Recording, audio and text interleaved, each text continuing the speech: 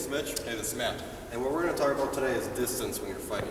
If you don't get the distance right, you're not going to be able to get the fight right. You're not going to be able to actually control the fight. You're not going to be able to win the fight. You got to understand distance so you can perform the moves that you're going to need to perform within that distance, okay? So let's talk about distances. So this distance is kicking distance. I can kick Matt, I can do a lot of different things, okay? But I can't punch him if I'm here to look at the distance between our punches, okay? There's no way I can punch him. If I get into here, this is punching range. I can punch Matt, okay? The more I go in, from here, I can knee him, elbow him. I'm in a clinch distance, okay? And then this goes into grappling distance, okay? And grapple different things, okay? Now, trapping distance is right here. It's right in between the clinch distance and the grappling distance. Most people don't know how to fight in the trapping distance right here. Stand up to somebody like this, it's very uncomfortable, it's very weird, you don't know what to do. But that's trapping distance, okay? And the main thing you gotta understand with distance is when you're attacking your opponent, you have to understand what is the distance that you're in. I mean, are you trying to throw a punch from here like so many people do? They start here and come all the way in to throw a punch where it takes forever for them to get in and do anything. But if I'm here, I'm not going to throw a punch until I move into boxing range or until I move into trapping range and do different things, okay? So you got to understand that one of the best ways to practice distance is just to walk around with your hand against the guy's fist. I just want you to walk around just like this. Or just walk back and forth. And if the guy removes his fist, if say I come out here and our fists unlock each other's chest,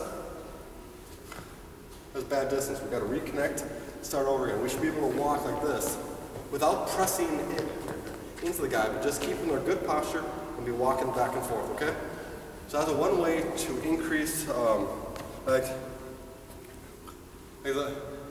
sensitivity to distance, okay? And one thing I also want to mention too is when you are punching, this is now on the mental concept of fighting now.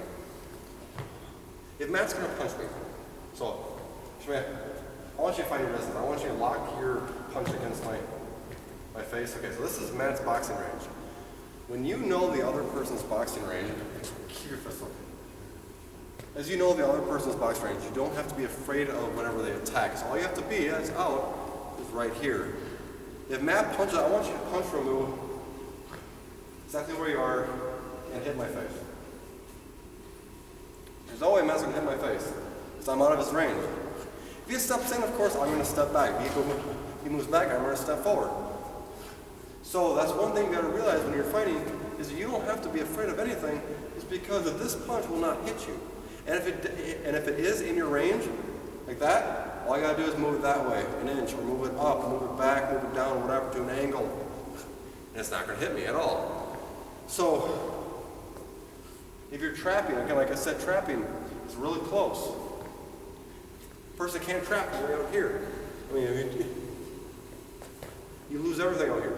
But if you come here and you are punching me, all I have to do is move this way. And I can connect with you and not be afraid, but if you converge the distances now, I can kick. And that's one thing you got to be aware of too. If your opponent's if you're in the opponent's boxing range, and if he's a good kicker, he's going to be kicking you. He's going to be trying to get in and kick you. Now, of course, kicks are not going to have as much power. I guess depending on the kick, you can do a shin kick or knee kick, but it's pretty darn hard from in this range of dropping down your hip and slamming on the guy's knee.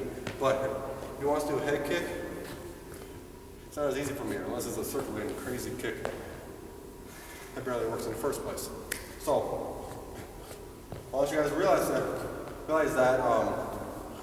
this is a great drill for practicing range.